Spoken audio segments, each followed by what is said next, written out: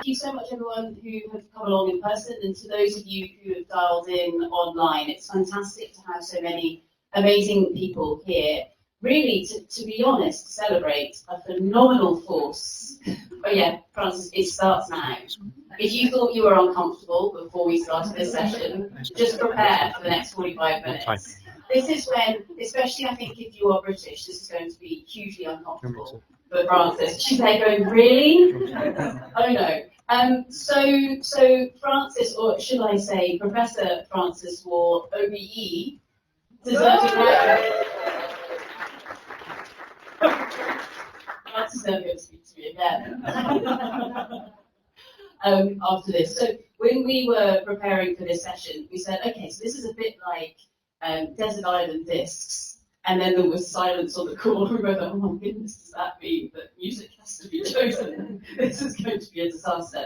So this is Desert Island Discs, Fireside Chats, MinSouth, Women in Mining UK style. Because instead of music, we're going to talk about rocks and minerals. Oh yes. So for those of you who have a piece of paper or a computer or a phone or something like that somewhere to hand, what we'd like you to do is to write down a number, or just hold it in your heads. How many rock types or minerals do you think Francis and myself will get through over the next 45 minutes? What do you think it is going to be? I can see there's a little bit of consultation going on here. This is good. It's fine. No, this is purely me desperately trying to weave in some form of audience participation in a very inelegant style. So hopefully you're all thinking of a number right now. Some of you who are not geoscientists in this room, we will forgive you. You might have written 0, engineers. Whereas there might be some geos in the room who have written a very high number. That, yeah, excellent. So now that we've done that, I mean, firstly, Francis, thank you so much for coming along here this evening. It means a huge amount to all of us to have you here. And in true Desert Islands this style, we're going to go all the way back to the beginning. Now, we first met one another in the Natural History Museum a number of decades ago. Not that you can tell, of course, because it looks like we've only just left university for undergrad, something like that. But we met a number of years ago in the basement of the Natural History Museum, which of course is where an awful lot of the scientific research takes place. But Francis, maybe if we go back to the beginning, so where are you from? And of course, what got you interested in things like the world of rocks to start with? Thank you, Sarah. Good evening, everybody. Yes, so it's quite embarrassing being in this hot seat here. Ridiculous indulgence to talk for half an hour or whatever we're going to do. But it does make you think, I guess, and so I'm trying to think about what are the moments in your life or your career that kind of change things or mean that you end up going one way or another, and maybe there's some interesting things that might not come out of that. And I would say, if you ask why do I do something to do with geoscience, I'm a geochemist by degree, and I think I can get back to when I was about 4 years old, and we were out for a walk in the countryside near where I lived in Gloucestershire, and a little pebble just rolled down the hill after us, so we walked past it, and then it started rolling along behind us along the lane. Did you have a pet pebble? And I still do. I kept it. I had my little pebble, and then we were playing catch in the garden a few years later, and it was dropped and it broke. But the boy we were playing with Carl said it had a fossil in it, and I have no idea what a fossil was. But actually, it does. I can tell you it's the end of an ammonite in a pebble. So there you go. So that was my first rock that I thought was interesting, and I think that kind of just leads on and also shows how important maybe parental influence is also. My parents know nothing about, they weren't geologists in any way at all, but when we were looking at a list of courses and things, I do remember my mum saying to us, we said geology, I wonder what that means, kind of intimated that it was something interesting. You can imagine people doing the opposite, with geology or mining, saying, oh, don't want to go in that, it's all old-fashioned or something like that would put people off, but of course that just said, well, that might be interesting. And then I was lucky enough to do O-level, so GCSE level geology at school, and of course that is really rare now that that's offered. You see lots of people nodding their heads, and so that route that allowed me to try some geology and find that I really liked I liked the stories. I liked the detective work part of it. Amazing. I mean, if we can just go back to your pet pebble, okay? Just to indulge me. I mean, firstly, I'm loving the fact that there was a bit of an ammonite in there. But so yeah, if you're counting, you're mentioning flint. Okay, yeah, we're going with it. But you also mentioned we. Now I'm assuming that we wasn't you in the pebble. So who are we? That's right. The other part of we is my twin sister, Alison. Okay, so note, any of you who've been at an event where Francis has blanked you, it may not have been Francis. Because are you and Alison identical twins? We are. So, and does Francis... It's really me. It's not that I'm true, but She like it. Right. Is that because I went to the Royal School of Mines, post Camborne School of Mines? We both did geology at school, then we did A levels, we did 3 sciences and maths, and we kept our options open. Then Alison went to the Royal School of Mines, and I went to Queen Mary College in London because I wanted to do geochemistry. She did geology, and then she did a PhD, and I went off to work at the Natural History Museum, and now she works for the Engineering and Physical Sciences Research Council. Which is why sometimes when I go to meetings, I walk in and sometimes someone rushes up and says, "Oh, Alison, I've seen you for ages." And that's all right because I can say, "Aha." There's an issue there. It's when somebody comes up, of course, and just says, "Hello, how are you?" And then you're not quite sure if you don't recognise them, which could be just a normal brokenness, that it's someone that I'm supposed to know and I'm not remembering them. Or it could be somebody that knows Alison and is not thinking that she's been quite rude, you know. Anyway, eventually you have to work out a conversation that will reveal the matter as to who we really know. So I love this. So both of you, in a way, were doing something fairly similar. You know, kind of actually, well, I mean, even now, I guess, still incredibly interested in science and everything. You said that, you know, neither of your parents were geoscientists. I mean, where does this come from? Is it all from the pebble?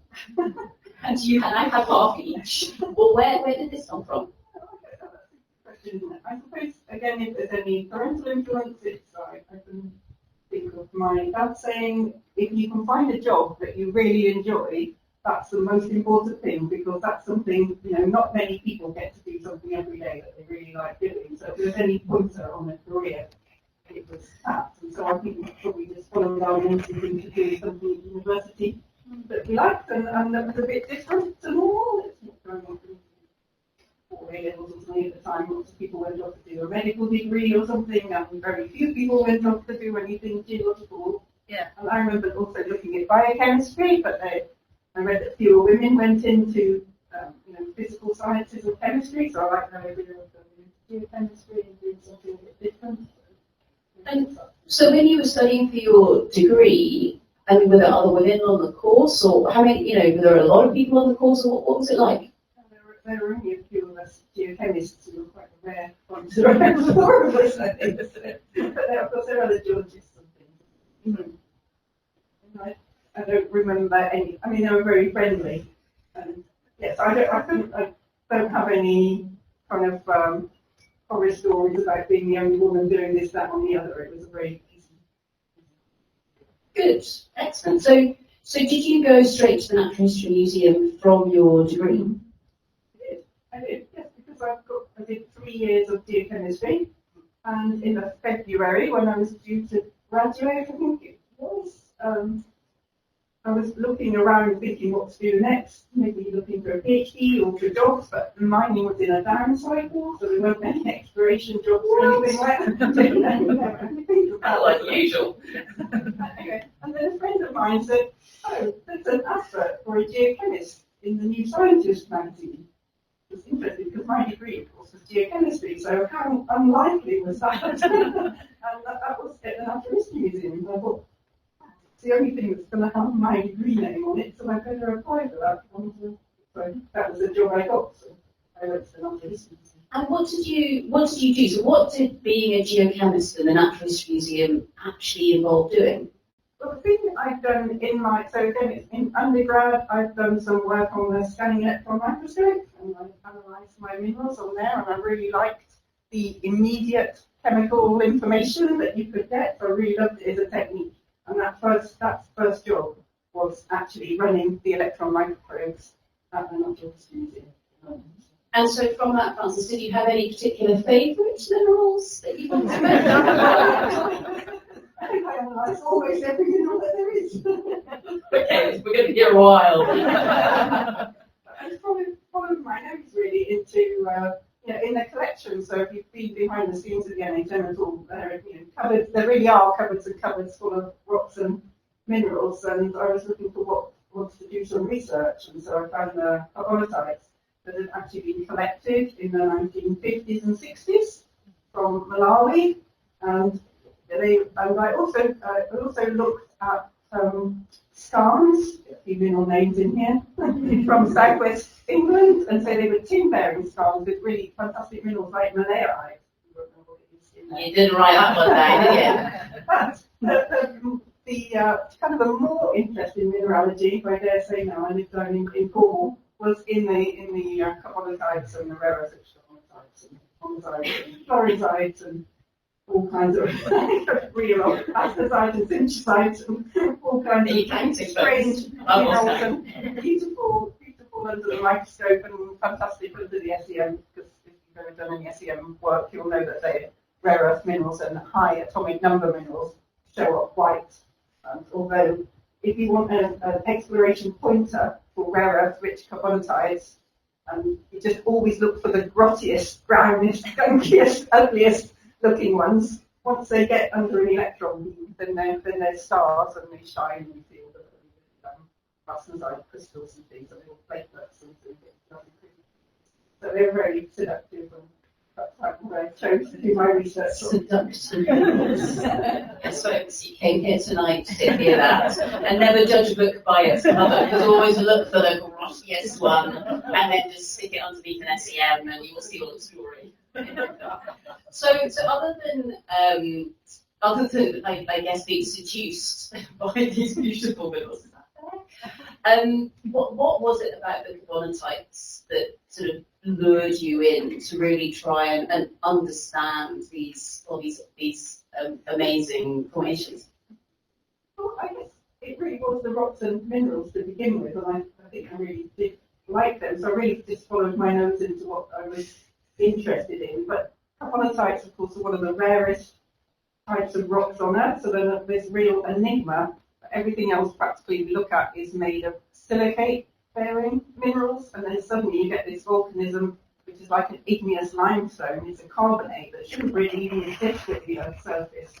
So they're really weird and wacky, and yet, about 1 in 10 of the 500 or so known carbonatites in the world have been mined or something. So they do really have economic deposits associated with them, and that includes the rare earths. And time, that's what I was interested in. So I wasn't directly interested in the economics of them. I was really interested in the story of how these things form. And it was a very small community. So it was a really small, friendly, international community. So I would say my career has definitely gone backwards in terms of, most people would start off doing things locally or nationally and then maybe go international.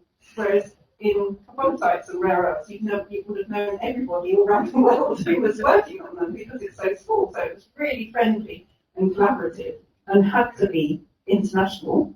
And nowadays, everybody's interested in critical minerals, and I can walk right outside my front door in Cornwall and do research there, which will probably come to a little bit later. But I mean, it's a really nice area to be doing research. I think I probably didn't understand how few other people were working in it or interested, and maybe there is a bit of a lesson there, because sometimes you give a talk, if there wasn't much reaction to it, you think, oh, they're not interested. But actually, because nobody else is really doing that, it's amazing how few people are real experts in your area. But if I was doing it now, I would probably give the talk in a different way and understand how to get people more involved with it. But when you start, I don't know if any early career people think this, but when you go along to a meeting, you assume that everybody else there is a complete and fantastic expert in everything. And of course, they're not. They're experts in their area. Yeah, I think that's a really good point to make. So I mean, I was lucky enough to live and work on a carbonate site, and so I worked in Brazil on one of those sites there where we were digging niobium and phosphate out of the ground, and absolutely it was something where we were trying to understand, what's the story of these amazing blocks? Like, why on earth were they there? And you're quite right, there wasn't huge amounts out there, and you certainly felt that imposter syndrome, I think, where you thought, God, everybody else is an expert, and it's me who's an idiot and doesn't understand it. And actually, it wasn't at all. It was about being, if you were vulnerable and asked questions, then you could have much more exciting discussions. Yeah, I think that's important to say, what you don't know and things. But it's also important, I think, for not to be afraid to do something that isn't banging a fashion. So, if I went to some kind of meeting, I'd probably be the only person there presenting on rare earth rich carbonatites, and definitely the only person on rare earths, like a bit of a novelty act, I went from mineral deposit studies group or something. I mean, a very friendly one, but everybody else would be doing something sensible like copper or gold or something. And of course, it's really changed now. Yeah, exactly. You can't move the people talking about rare earth elements now. So this is by no means segueing on from doing something that's not fashionable, but we're going to talk about going to Cornwall. See what I did there? No, there was no laughter in this room. That crashed and burned. Okay, but this is something where, again, so you've been doing some amazing research in the Natural History Museum, and I remember at one point in time you suddenly disappeared off to Cornwall, and nobody knew why. So, Francis, why did you go to Cornwall? Well, I suppose just personally, so if you work in the centre of London, then you're probably a commuter and you're super rich. I can see some people nodding at that. Anyway, so we wanted a house and a garden, so I was commuting from out in West Drayton, out on the west, and I thought, well, I don't know what people want to do this for a whole career and or be in the same place, in just in one place for my whole career, because I thought, oh, it'd be a nice place to go for a few years when I start my career, and of course I'd stayed there for a huge amount of time, but I didn't want to become part of the furniture there, really. Yeah. But I found a mineral called pyrochlore, so let's go on from the rare earth family and go to pyrochlore. That won't be on many people's lists, because we decided in the museum that we needed to apply for some grants, and a colleague of mine, Anna Woolley, had gone off to a European Union meeting and talked about rare earths, because we thought that was a very important commodity, and we said no. But niobium, they said, you could do a project on niobium, and we could both agree what an important metal that is. And that the ore mineral of niobium is pyrochlore, and that occurs in carbonatites, hence that's why it was good. And so we did a couple of European Union funded projects, and we did basically what we call now process mineralogy, and we did into the geometallurgy of the deposit, and that meant I got to look at what's more carbonatites and pyrochlore and all the nice minerals that go with them, but really work with mineral processors and see the really applied mineralogy side. And so when a job came up at Camborne School of Mines, we thought, aha, I like working with mineral processors, so I could apply for that. And I've been wondering what to do, and I assumed it would take me years and years to move out of the museum to somewhere. But, I sort of thought about it, and I contacted a guy called Peter Scott, who was working at Camborne School of Mines, and he came immediately to have lunch with me at the museum and said, yes, please apply, and things. So that didn't much, just to get people to be brave enough to do things is important. So I put in the application. And then it clashed with a Mineralogical Society conference, where I was presenting on monazite. Sadly in carbonatite, so that's the same word about 10 times. So I said, well, very sorry, and they said, yes, we'll let you know if we ever advertise again, kind of thing. But I think they found that all their applicants were presenting at the MinSouth conference. So set up a Zoom call or whatever, and the interview was online. So I got that job up to the chase, and then said to the family, shall we move to Cornwall? And they all said yes, because we've been going there on holiday before, so I think about the idea of Cornwall. Off we went.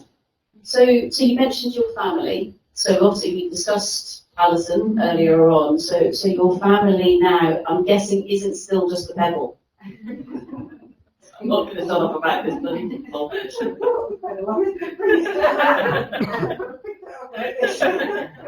would have been a great prop. Right. Yeah, so my partner Johnny, he was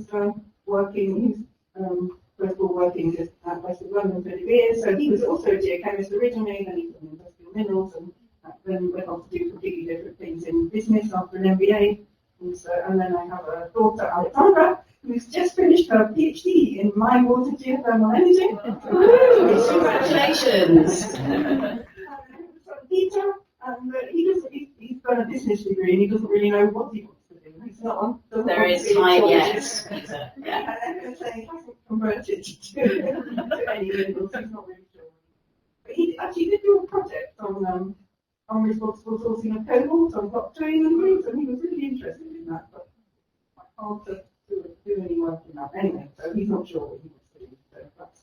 And I think they know that kind of family support, especially John, is really important when you're whizzing around doing things and coming and going. And so let's lean into that whizzing around doing things, but also the responsible mining space, because whilst perhaps it was the pyrochlore, etc., that got you to Cornwall, I guess one of the many things that you're now really very respected for is your work in that responsible mining space, circular economy, etc. So how does that come about?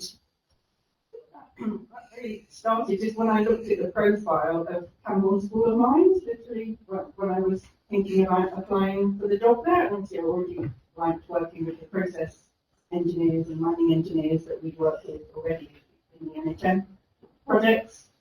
And the thing that's different about Camborne School of Mines is if my office is here, then there'll be Pat Foster, who's a mining engineer one way, and a couple of geologists, Seaver and Sound next, and then he goes to Hilco, who's another mining engineer, and then there'll be a mineral processor or an environmental specialist. And everybody's completely mixed up together.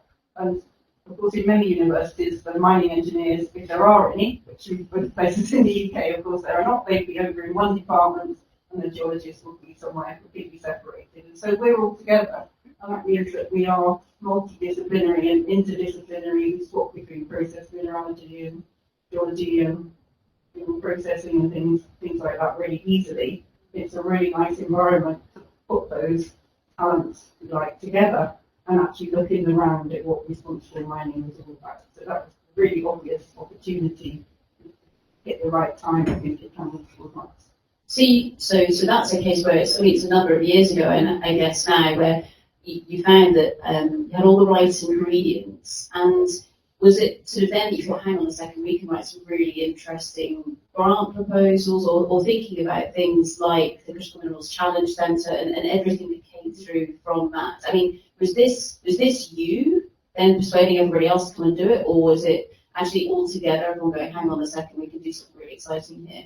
There was a few things going on, and one was having done this bit of process mineralogy, and I really like the idea of thinking from the geology point of view, not just how the rocks form, which is a normal question that you ask when you start to study geology, but of course how they will perform when they go up into a minerals processing plant or onto a waste heap or whatever it is, and how much then you could connect the geology, so the hard geology, science, engineering, with the softer stuff of responsible sourcing, which of course you can, because depending on what the deposit is, what are the minerals like, are they hazardous or not, is it a low-grade deposit that will mean that you have to move loads and loads of material, is it a high-grade deposit where it could be much more efficient, is it difficult mineralogy, how much water is needed in the processing and things. So these things do connect across. I think that's what I really like the idea of trying. And then I found out that you could do life cycle assessments and so on. And then we built that PhD with a guy called Rob Pell, and then went off to set up the Enviro, which is going great guns thanks to Rob's efforts there. So we started doing that geology and then also putting things together in the round. And we were doing a European Union proposal, and we needed the social science part. We didn't have anybody to do it, so I do have a bit of a history of when there's nobody else to do something, I kind of just put me into the gaps. And I went off and found a friendly social scientist in the university to keep us on the straight and narrow. And then we employed a great postdoc, lady called Liz Adey, and off we went, and that really took us into the social sciences side as well. Yeah, because I think, I mean, a lot of the sustainability, the circular economy, the energy transition, a just transition, it relies on us having these multidisciplinary, transdisciplinary teams, and especially where people can kind of talk between disciplines and actually also work out or realise, hang on a second, we think we're talking about the same thing, no, we're absolutely not. Do you have any examples of where actually you brought together those multidisciplinary teams to try and work together for that broader goal? Yes, so we did that first in our circular economy centre. So this is was a piece of research funded by UK Research and Innovation, called the MECTEC, which is an acronym Circular Economy Centre for Technology and Minerals. And that came about from academic conversations. There was a colleague called Peter Hopkinson, who'd come to Exeter University from running a circular economy class and course at Bradford University. And so he really taught me about circular economy. And we taught him about minerals in return. And he was a very pragmatic academic in terms of circular economy. I don't know if that makes sense or not, so maybe illustrate it. Sometimes when you see circular economy, people do these beautiful green diagrams and they're complete whole circles, and everything just goes round and round. In a perfect world, you know, we'll use something and then recycle it and use it and recycle it. And of course, that's not how the real world works. And he really understood that. So the folks who like the perfect circles think that their aim is to end mining. And that's not a good first line when you're talking to someone at the Camborne School of Mines. So, whereas Peter really understood that the world's not that perfect, and also he's a huge proponent of much better circularity. We could really work together on responsible sourcing. He really liked it, an idea about the different ways that people get things in the first place, and then how you set that up for having second lives and recycling and so on. So that was a really good transdisciplinary partnership. It's amazing, isn't it, how quickly people have been evolving their thoughts. So go from that perfect circle to go, the second minute we do need some input here. And actually things don't stay in that circle. There's an awful lot of stuff that falls out from it as well. And I mean, another committee in which we get to work together is one of the advisory committees to the UK government on critical minerals. And so if we go back to 2021 and COP26, where actually mining wasn't welcome at this big climate change conference because what does mining do that helps climate change? But to give the government their due, they did realise, hang on a second, there's maybe a gap here. And we were both invited to be part of that committee. And I know that I certainly really enjoy those conversations because there's such whilst there were only, I think, 17 of us to start with, there are now a few more.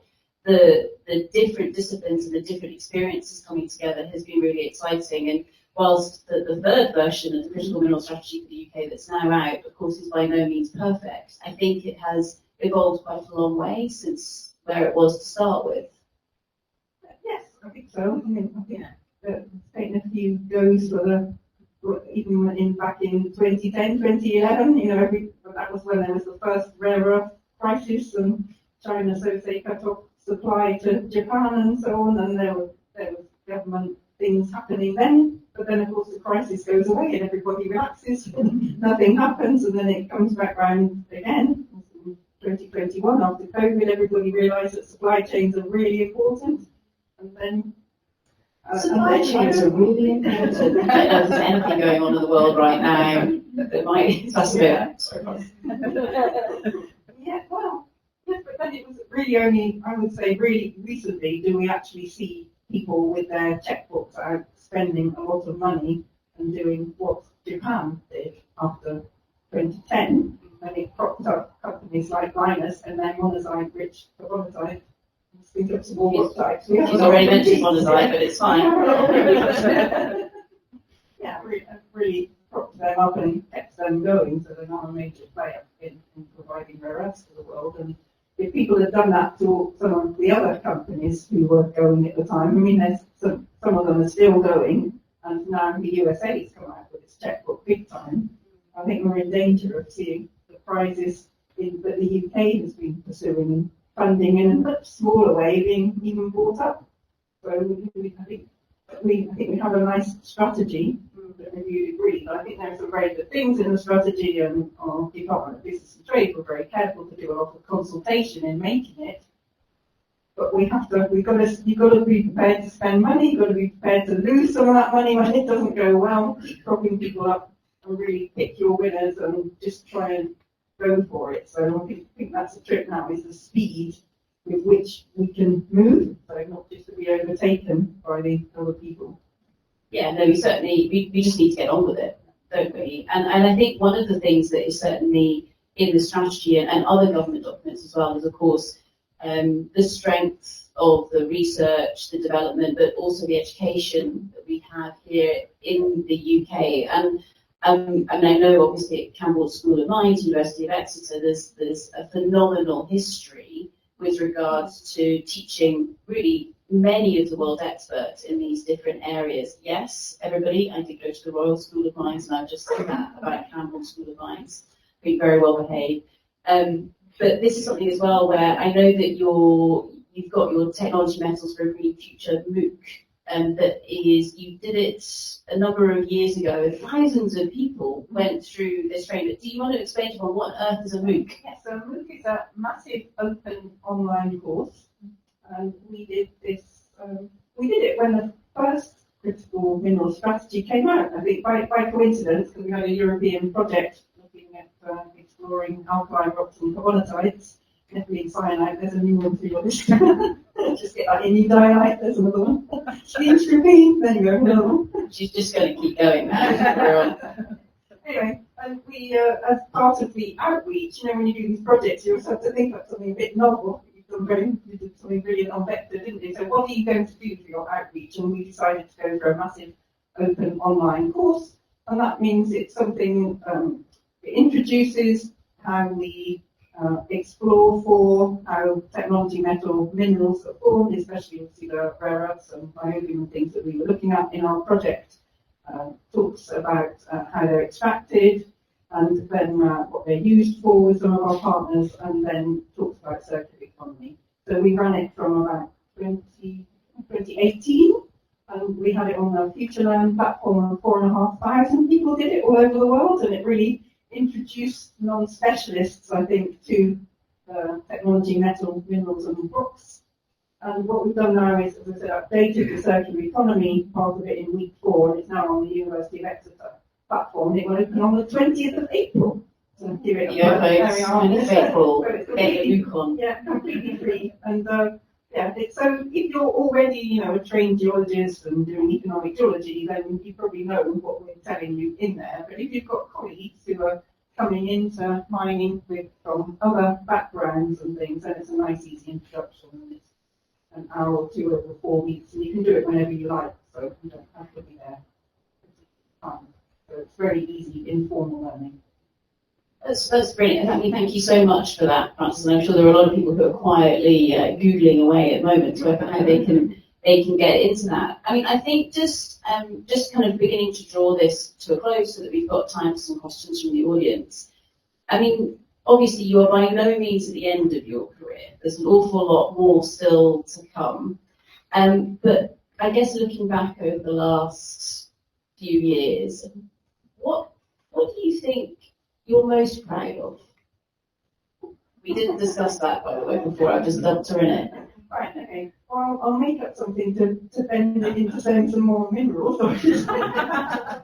We talked about, when I started, I was working on rare earths and carbonatites and things, and of course now I step right outside my front door in Cornwall, and we have satarite and porphyroite and lithium-bearing micas and all kinds of interesting granites and things. And that's not really my research area. They're totally opposite kind of composition of rocks, aren't they? They're the high silica ones, and I work on the low silica ones. But of course, I have colleagues who are really super good at the geology of those. So I don't try and compete with them on the geology, but of course, then I can put it together with all of these other things, the social science, and we now have a Critical Minerals Challenge Centre, which is funded, and that means that I'm the glue, if you like. I remember someone saying how I was the kind of glue for a project, and I was really insulted for that because not blimey, I wrote the proposal for this project. How am I the glue? But actually, it is quite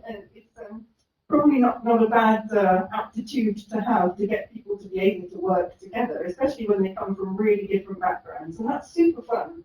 I really enjoy that. So I don't know whether it's something I'm proud of or something that's a piece of self-indulgence being able to do. But on our challenge centre, we really do have the ecologists who are, never worked in mining before, so everything is new for them, and we really get their skills. And we have colleagues in the business school who work on sustainable finance working with us, and then the social scientists or social people who've done slightly different things before, come from different backgrounds and things. And then we absolutely do have mining engineers, mineral processors and geologists too, and we're trying to spread that out across the university. So we've got over 100 academics now at Exeter who said they're interested in doing research on critical minerals, and we're on the go to get more and more for all kinds of different departments. So that's what we're up to at the moment. That's so exciting, and I think, it's not only a skill, but it's such an important role to actually be able to, inspire that sort of broad range of people to be able to work together. And we both call it glue, or maybe it's the matrix within that conglomerate of different clasts, to stick everybody together and actually to create something that's much more exciting than just one person doing something. How do you bring a group of people? So just in closing, do you have any advice or suggestions for people who are maybe earlier on in their careers, sort of looking at, well, what's going on in the world right now? I really care about raw materials. Any advice for them in terms of their future careers? Yes. Well, I guess, if you like something, go for it. So no bad thing to follow your nose into what really inspires and interests you. Not necessarily to follow the fashion. For a long time I was completely out of fashion. By some amazing piece of serendipity and change in the world, suddenly my topic's in fashion. So, but you can really see the difference when it's out of fashion and I'm back in fashion.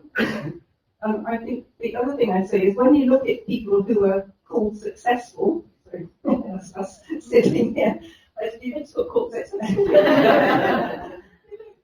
And I used to look at people and say, well, they're obviously really brilliant and clever, and that's really different. And they've got all of these things, whether it's won these research proposals or got that super job.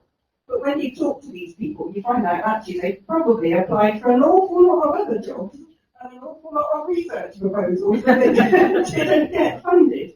And actually, kind of learning from the things that don't work and resilience are as important as just somehow being wonderfully brilliant. So the people that get places in the end, you'll find they've probably got long stories about many rejections and things not going right.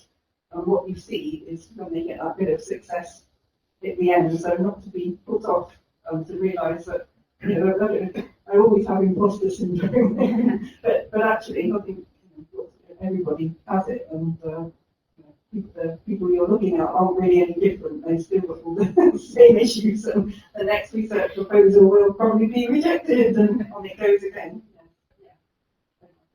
So there we go. Stick with it. And even Professor Francis Wall, OBE, has had research proposals rejected. So I guess with that, from pebbles to pyrochlore, to I guess now any questions from yourself